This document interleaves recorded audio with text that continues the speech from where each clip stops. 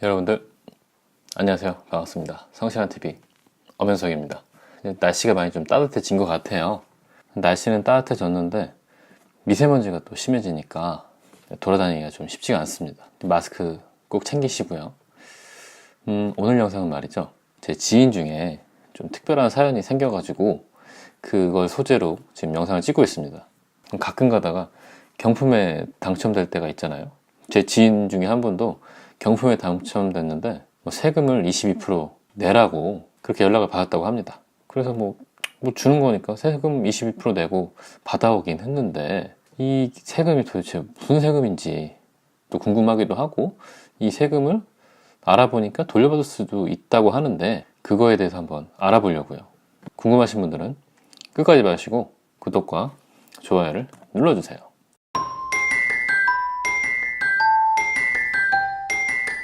이익이 있는 곳에 세금이 있다고 흔히들 얘기하잖아요. 이 경품도 마찬가지로 갑자기 생긴 이익이기 때문에 세금을 내야 됩니다.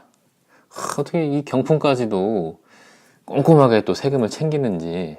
이 경품 지급과 관련된 세금은요, 우리가 이제 기타 소득이라고 하는데, 이 경품을 주는 업체 입장에서 경품을 지급할 때 세금을 걷어서 신고 납부해야 되는 원천징수 의무가 있습니다.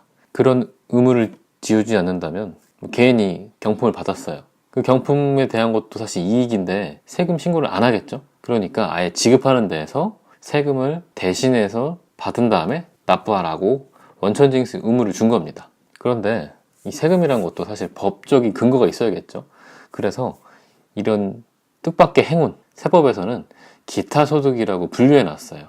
예를 들어 내가 어떤 대회에 나가서 상금을 받았다거나, 강원랜드 가가지고 슬롯머신을 땡겨가지고 이익이 생겼다거나, 복권이 당첨됐다거나, 이렇게 경품을 받았다거나, 이런 등등 일시적으로 생긴 이익에 대해서 기타 소득이라고 분류해서 그 기타 소득에 대해서도 세금을 내게끔 이렇게 해놨습니다. 기타 소득은 종류마다 원천징수 세율이 좀 다르긴 한데, 이 경품에 대한 원천징수 세율이 소득세 20%, 또 지방소득세 2% 해가지고 총 22%의 세금을 내게 되어 있습니다. 원천징수 세율이 22%예요. 그래서 그 제 지인분은 경품 그 가액에다가 22%를 곱한 금액만큼 원천징수 해서 세금 내게끔 이렇게 이제 구조가 짜여져 있는 겁니다. 그래서 경품업체에서 세금 22%라고 얘기한 거예요. 근데 이제 요 기타 소득은 다 과세되는 건 아니고요. 그 건별로 5만원 이하다 그러면은 아예 과세를 안 하고요. 기타 소득 금액이 300만원 이하라면 종합과세를 할지 분리과세를 할지 선택할 수가 있어요.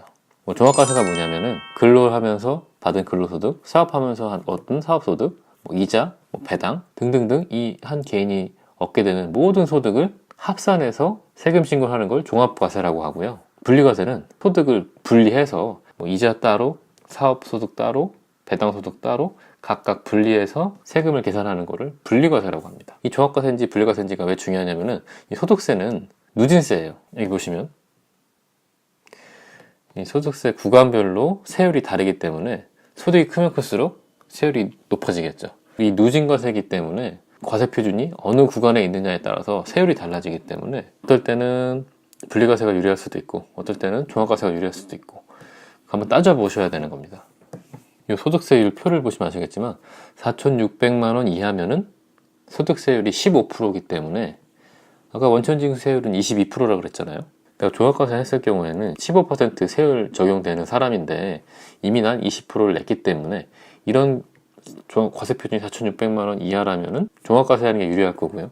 반대로 난 이미 24% 구간이라면 그러니까 20% 낸 게 더 적게 낸 거잖아요. 그러니까 분리과세 하는 게 훨씬 더 유리한 겁니다.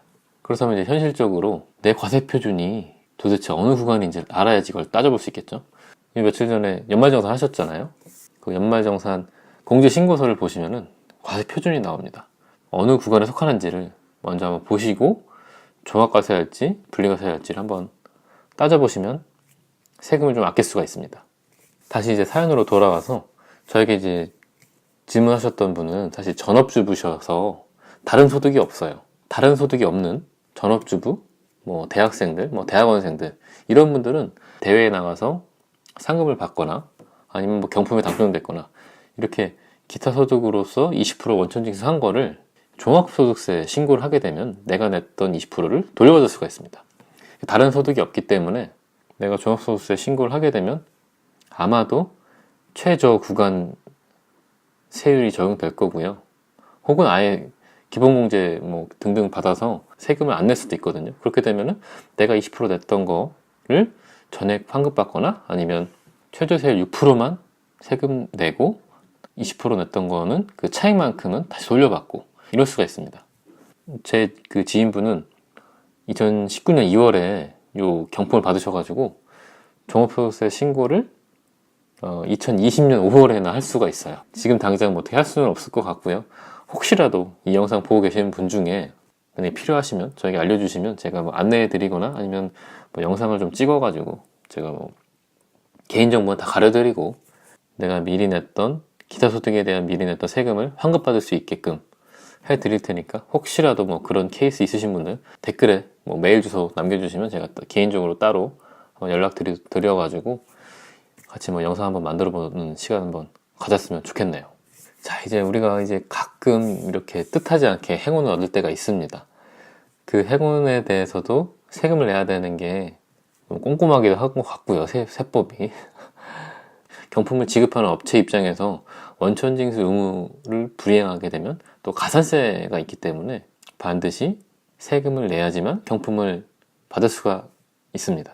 이렇게 이 세법은요, 내가 신고 안 하더라도 나의 어떤 거래 상대방이 신고를 하게끔 해서 나의 세금 신고를 서로 상호 체크하는 그런 규정들이 많이 있거든요. 그러니까 내가 신고 안 한다고 해서 그게 끝나는 게 아니에요. 다른 소득이 없으시면 꼭 종합소득세 신고하셔가지고 환급 받으시길 바랍니다. 뭐 다른 게 절세가 아닙니다. 이런 것들이 합법적인 절세니까요.